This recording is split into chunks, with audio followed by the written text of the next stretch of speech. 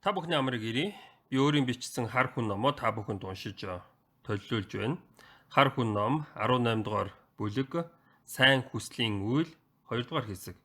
За өмнөх 1-р хэсэгт бид нэр энэ бэлгийн мэлмий гэсэн юмны талаар яриад зогссон байгаа.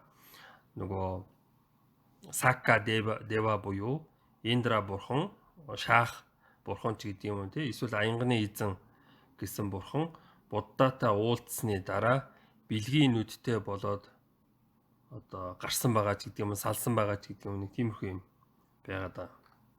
За, цааш уншия. Дээрх Буддагийн номлол гэсэн яриа эсвэл аянганы эзэн Буддаг дэмждэг гэсэн пропаганда пис буюу ухуулгад гарч байгаа номлол нь ийм тийм учраас ингэдэж штэ лэгдэж штэ гэсэн тэр номлол нь ямар ч утга учиргүй бөөрөнхий яриа зохиол юм а. За бөөрөнхий гэдэг нь байрандаа эргэлцсэн л яриа. Ерөнхийдөө нэг тийм амьдралд хэрэггүй гэх гээд. За нэгдүгээр шалтгаан нь хайх ба хайхгүй гэж байна. Хүсэх ба хүсэхгүй. Эсвэл хүсээгүй ч гэдэг юм тийм. Зарим нэг юм хүсээгүй байхад ирдэг ч юм уу тиймэрхүү юм байгаа л да. Сайн муу зам гэсэн ялгаа байгаа бол альва зүйлч гэсэн сайн муугасаа чинжээсээ ч гэдэг юм уу те шалтгаалаад чинар чинса чинда буюу зинда гэсэн англиар дараалалд байна байсаар л ирсэн. Энэ бидний оршин буй бодит байдлын хууль юм. За тэгэхээр нэг тийм бидний одоо оршин байдаг энэ бодит байдалд маань янз бүрийн хуультай, дүрмтэй тийм үү. За хайх гэсэн үг нь шинжлэх гэдэг юм да, хайх шинжлэх. Шинж чанарыг хайж байгаа бол шинжлэх ухааны мэдлэг гэсэн юм гарч ирдэг. Ямар нэг юм хайж майж ингэж олж илрүүлсэн тэр мэдлэг бол шинжлэх ухааны мэдлэгт нь болдог. За элдв хууль зүй тогтлыг хайвал үнний буюу шинжлэх ухааны мэдлэгтэй болдог. Харин хайхгүй байвал skillful mental qualities буюу чадварлаг оюун санааны чанарыг дээшлүүлнэ гэжээ. Буддагийн яриагаар болохоор шинжлэх ухааны мэдлэгийн эсрэг нэг тийм чадварлаг оюун санааны чанар гэсэн юм байгаа гэх гээд байхгүй юу? Тийм үү? Тэгэхээр би ерөөсөө тийм хайхгүй хүсэхгүй байх талыг нь одоо хөгжүүлд юм а гэсэн юм яриа сууж байгаа байхгүй агууд тийм үү? Гэтэл бидний материалын ертөнцид бидний Аз хүмүүст Буддагийн чадварлаг оюун санааны чанар ямар ч ач тус хүргэж байсангүй. Мэдээж ойлгомжтой шүү дээ. Тэр шинжлэх хайх тийм үү? Ухааны мэдлэг биш байхгүй юу? За жишээ авч үзье. Алуминиум гэж байна. Aluminium was difficult to refine, thus uncommon in actual use. Soon after its discovery, the price of aluminium exceeded that of gold гэж байна. За хөнгөн цагааныг ялгаж гаргах хэцүү байсан тул бодит хэрэглээнд ховор байв. За хөнгөн цагаан гэдэг нэг юм олдсон байна. Тий. Түүнийг нээсний дараахан хөнгөн цагааны үн алтны үннээс давж байваа. За удалгүй хөнгөн цагаан гэсэн юм байгаль дээр элбэг гэснийг олж мэдсэн байдаг. 20 дугаар зууны эхний хагаст 1900 онд хөнгөн цагааны үн 1 тонн нь $14,000 байсан бол 1948 онд $2,340. Энэ нь болохоор 1998 оны Америкийн нэгдсэн улсын долларын ханшаар тэгэж тооцоолж байгаа. Хүртэл буурчээ. За 14,000-аас 2,000 болтлоо буурсан байна. Дэлхийн 1-р дайны үед үнийн огцом өсөлт байсан.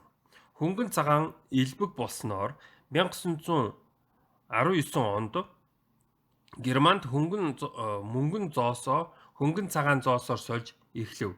Тус улсад хэд инфляц өсөхийн хэрээр илүү олон зоосон дэвсгэртийг хөнгөн цагаан зоос руу сольсон юм а гэж байна. Вики. За тэгэхээр чин Буддагийн одоо жишээ нь аргачлаад болохоор хөнгөн цагааныг олж нээхгүй байхгүй юу? Хүмүүс ямар нэгэн тийм одоо юу гэдгийг зай завсар байна уу? Ирэмб дараа байна уу гэсэн маягаар л одоо юу гэдгийг элементүүдийг хайгаад эхэлсэн. Тэгээд одоо юу гэдгийг тэн дунд хөнгөн цагаан гэсэн элемент байсан. За мөнгө хөнгөн цагаан хоёрын ялгааг мэддэггүй хүн байж болох юм. Тийм бол хөнгөн цагаан зүйлтэндээ сэтгэл хангалуун явна. За хөнгөн цагаан мөнгө хоёрыг ялгах нь маш амархан юм шиг яриад байгаа байхгүй их амархан юм шиг тий. Ялгана ингээд энэ хөнгөн цагаан байна, энэ мөнгө байна гэд ялгачих нь. Гэтэл чин хүний сэтгэлд болохоор бүр их тийм нарийн юмнууд байдаг байхгүй ялгахад хэцүү ч гэдэг юм тий. За магадгүй эртээр үед шинжлэх ухаан наад захын нээлтүүд тийм үү хүссэн хүсээгүй олдож байсан болох юм. Жишээ нэг юм топи бол ингээд шавар зурцсан байхад л олдчихсон ч гэдэг юм тийм. Эрдмийг хичээлээр сурдаг, эрлийг сургаар ордог, олдог, зүйрдсэн үг. Амжилтанд хүрэхийн тулд ууггүй чармаах хэрэгтэй гэсэн санаа. Гэх бөгөөд хүсэхгүй байх буюу зүгээр суусан хүн юм бүтээдэггүй шиг гэж. Зүгээр би ямар нэг юм хийх хүсэл алга байна. Гэтэл чинь л одоо юу гэдгийг тэр онготууд нь орж ирээд одоо юу гэдгийг юм хүм бүтээгээд байгаа юм ерөөсөй байхгүй. Тэгэхээр ерөнхийдөө хайж ирж одоо юу гэдгийг судалж ижил одоо юм гардаг байгаа байхгүй. Тэгэхээр чинь би энэ хар хүн номыг зохиохын тулд одоо янз бүрээр хайж ирж судлана гэсэн. За хоёрдугаарт хүн төрөлхтөн ертөнцийн хууль юмны зүй тогтлыг бүтээсэн бурхан гэж байгаа. Бүтээгч эзэн бол аянга цахилгааны эзэн, учир шалтгааны бурхан мөн гих мэтэр үлгэр домог зохиосоор ирсэн. Тэгэхээр чин гоцоо энэ одоо юу гэдгийг Индо Европ үндэстэнгүүд тэгэж ярьсаар ирсэн ч гэдэг юм эсвэл бас Семит бүгдөө л ерөнхийдөө тэр аянганы эзэн юмыг бүтээсэн гэсэн маягаар ярьцгаадаг байсан байгаа. За жишээ нь Хинду шашинд цөлжилтийн бэлэгдэл Вритра тийм үү? Хаалтан дотор Serpent Demon of Drought буюу цөлжилтийн одоо могой чөтгөр энэ төр гэж байгаа тийм. Могойг Индра бурхан дарж гол горхийг чөлөөлсөн гэсэн домог бий. Яагаад энэ гол горхийг чөлөөлсөн юм бэ гэхээр идэж уух юмтай л болохгүй юу? Тэ? Хоолунд одоо ангад цангах гэдэг чинь тэгтэл чинь хамаг усыг одоо юу гэдгийг нэг могой залгицсан. За тэрийг нь аянганы эзэн Индра бурхан алж устгаж одоо юу гэдгийг усыг чөлөөлсөн байгаа. Тийм нөгөө нэг бүхс рүү нэргээл ам руу нэргээл лээсэн гэдэг аянганыхаа юугаар тэгэхгүй бол нөгөө тийм хуйгтай том амир могойсон гэх тийм. За зураг тавьсан байна. Эртний Вавилонд Эя буюу бидний мэдж байгаагаар инх бурхны хүү Мардук буюу бидний мэдж байгаагаар амар тух бурхан тийм үү. Эмэг их Тиамат луг дарж эд эрхтэнг нь 5 мах бод болгож хорвоо дэлхийг бүтээсэн гэсэн домог бий. За Дева хүн төрлөختөн Асура, Нага, Гандхаба хөгжимчд тийм үү. Нар өрсөл дөөнд, муу хүсэл дунд, хүчирхийлэл дунд амьдарцгаадаг. Яагаад ийм юм болоо гэж одоо Сакка Дева асууж байгаа. Аянганы эзэн өөрөө ертөнцийг бүтээчээд дараа нь буддагаас ийм юм асууж байгаа хгүй юу? Гисэн асуултанд Сакка Дева та яагаад асуур тэнгэрүүдийг алж байсан юм бэ? Байр сууцыг нь яагаад эзэлсэн юм бэ? Одоо тэгээд байр суура тавьж өгчөж болдоггүй юм уу гэж хариулмаар байдаг. Гэтэл буддаа шал өөр юм яриад явсан ч гэдэг юм уу тийм.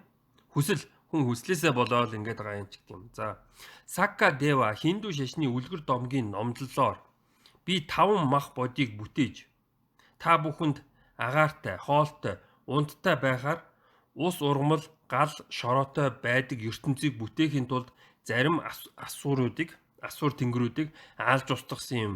Тэдний үлдэгдэл тэгээд намайг миний бүтээсэн энэ хорвоог үзэн яддаг юмаа гэж хариулах байсан. За мэдээж эдгээр үлгэр домог Сакка Дева буддатай уулзах үед агуй зайгүй байсан ч гэсэн агшин зуур агуй өргөн хурц байсан чулуу мүлгэр гэрэл гэгээтэй том тамхин болж хувирв гэсэн шиг итгэхэд бэрх яриа юм а. Үлгэр домогч нь ийм ид шидтэй штэ. Тэгээ буддагийн одоо юу гэдгийг энэ домгон ч гэсэн бас ийм ид шидтэй байхгүй юу? Итгэхэд хэцүү байж штэ тийм үү? Нэг бурхтууд хурж ирээл ингээл одоо юу гэдгийг агууд оронгууд юм ингээл зайтай болоод бүгдөө ороод сууцгаачдаг гэж байгаа шиг тийм үү тийм. За материаллык бус зүйлийг бодиттой гэж үзэх. Уур хилэн, айдас, баяр хөөр бол бодиттой гих мэт. Кийс бүрлэх, гуй болох, онол боловсруулах, хэтрүүлэх явдал нь хүний сүнслэг байдал юм а. Хүний нөгөө фантаз гэсэн юм чинь хүний бас сүнслэг байдлын нэг хэсэг байхгүй юу? Ямар ч төсөөлөл байхгүй хүн сүнстэй юу? Хэцүү шттэ. Ямар ч төсөөлөлгүй хүн гэж бас байдаг байхгүй юу? За, будда хүмүүс сүнслэг зохиомол байдлаасаа болоод дайсагнал атааж өтөөтэй суудаг гэсэн шиг байна. Энэ нэг талаар үнэн нөгөө жижиг хэлдэг шиг we all dirty inside буюу бид нэр дотроо нөгөө бузартсан буюу бид нэр бүгдөө л дотроо хортой шартай шүү дээ гэсэнтэй адилхан юмыг буддаа ярьж байгаа байхгүй юу? Өөрөөр хэлбэл хүний соёл иргэншлүүд бие биеэ алж устгах шалтгаан зохиохдоо гарамгай юм. Нэг соёл иргэншил гэж байдаг, нөгөө соёл иргэншил гэж байдаг. Тэгээд тэр хоёр нь жоохон ялгаатай бол бие биенийг хараад яаж алж устгах вэ гэж бодоод байгаа байхгүй юу? Энэ хорвоо дээр шинэ хүн ирэх тэр мөчөд хаа нэгтээ соёл иргэншил, ном зохиолдоо, буруу номтон, үл итгэгч, наранд мөргөгч гэх мэтэр цоллон алж устгах шалтгаанаа гаргачихсан. Зарлчихсан сууж байдаг харгисуудаар одоо ч дүүрэн юм а. Би юуны тухай ярьж байгаа нөхөр исламын шашин, юудын шашин, христийн шашны талаар ярьж байгаа. Буруу номтон, үл итгэгч, муусай наранд мөргөгчд, олон бурханд мөргөгчд гих мэтэр ингээл цоллол бид нэр та нарыг алж устгана гэсэн маягаар л одоо ариун номондоо одоо ингээд тунхаглчихсан байдаг. За, еврейн хэлний бурхад гэсэн үг Элохим энэ нь болохоор Элох гэсэн Элоах гэсэн үгийн олон тооны хувилбар байхгүй юу? Энийг монгол хэлэнд араас нь уншина. Хаоле гин тийм үү? Энийг их шиг зохицох ёсоор ч юм уу хууль гэн. Тэгэхээр бурхад гэдэг бол хууль. Бурхадтай улс буюу хуультай улс оршин тогтно хөгжин дэвшин гэдэг. Тэгэхээр бид нэр одоо юу гэдгийг тэр Элохимсэг байх юм уу? Хуультай байх юм уу? Бас нэг тийм бурхадтай байх юм уу гэсэн нэг тиймэрхүү л одоо асуудал гарч ирдэг. За хар хүн ном зохиолно. Сүнслэг зохиол учраас сүнслэг байдлыг өмөөрөн хамгаалах юм а. Хин нэг нь одоо юу гэдгийг зохиол бичээл их фантазин гүгээд явах юм бол энэ ямар зөв зүйтэй хүн бэ гэж би хэлэх байхгүй юу? Бидэнд одоо юу гэдгийг тийм оюуны үржил шимтэй одоо тийм одоо хүмүүс дутагдж гин гэдэг юм тийм. Учир нь коммунизм социализмын сүнслэг бус байдлыг бид үзэж туулсан. Тэгэхээр чи хэрэггүйгээл буутчдаг штэ тийм үү. За нэг тийм зураг тавьсан байна. Ногоон дүртэй аянганы эзэн тийм үү. Индра бурхан нэг тийм өчиг юмтай тулалдж байгаа. Энэ зургийн тайлбар нь болохоор Индра ба Вритра гэж байна. Тэр энэ хамаг усыг ингээд залгиад хамаг юмыг хуур болгоол байгаа аахгүй юу. Тэгэл гидсэндээ л хадгалаад байгаа юм шиг байна тэр усаа. За бидний онцгойлон монголих гэж боддог нэгэн аман ярианы амтан энтхэгийн хиндүү шашны үлгэр домгийн амтан шиг байна. Олгой хорхой. Яга манай Монголд ийм цөлд одоо нэг ийм өт байдаг мэдэг гэсэн яриа гарсан юм бэ гэж аахгүй юу. Рой Чапман Андрюс Эртний хүний мөрөөр номондоо 1922 онд хорхойг дүрсэлсэн Монголын ерөнхий сайд Дамдан Базрын хэлсэн үгийг иш татсан байдаг. Одоо энэ улсыг одоо төлөөлж байгаа хүн байдаг талаар нь сонсчихсон. Одоо бүр одоо юу гэдгийг ийм тийм гэжсэн гэдэг ч юм те. Инээдтэй байгаа байхгүй. Энэ нь хоёр тохой орчим урт хям шиг хэлбэртэй толгой хөлгүй маш хортой тул хүрэхэд л шууд үхдэг говийн хамгийн зэлүүд хэсэгт амьдардаг гэжээ. Вики. Говьд тог цахилгаан ч юм эсвэл нэг тийм гэрлэр хүн амтан алдаг олгой хорхой бий гэж ярьж түүнийг нь гадныхан олон удаа хайж хоосон буцаар байгаа явдал нь Монгол улсын хувьд бас мэдлэгтэй хүмүүсийн хувьд ичмээр юм аа. Энэ одоо юу гэдгийг хинду шашны ч юм уу энтгэг одоо буддын шашны одоо нэг тийм цөлд нэг өт байдаг гэсэн яриа л ингээл ам дамжаал ирцэн юм шиг байгаад байгаа. За эсвэл тэр вритра буюу цөлжилт маань өндөг үлдээсэн нь гарч ирээд замдаа таарснаа залгиж томорсоор л байна. За тэгэл мэдэхгүй юм. Юмыг яаж мэдэхгүй нүдэнд нөгөө бэлгийн нүдээр л харагддаг тийм үү? Нүдэнд харагдахгүй нэг тийм далд зүйл байгаа. Тэр зүйл нь одоо юу гэдгийг өсөж үржээл одоо юу гэдгийг хав ойр байгаа урамлууд үхэл ингээл хамаг юмыг залгаал тэр нэг мэдхэд тэр витрера гэдэг нь гараад ирдэг ч юм уу тийм байж болно шүү дээ. За тэгэхээр би ингээд нөгөө гуйвуулж байна, хэтрүүлж байна гэдг нь болоод байна. За өнөөдрийн үед нэг юм байна. Анхаарал тавьсанд баярлалаа.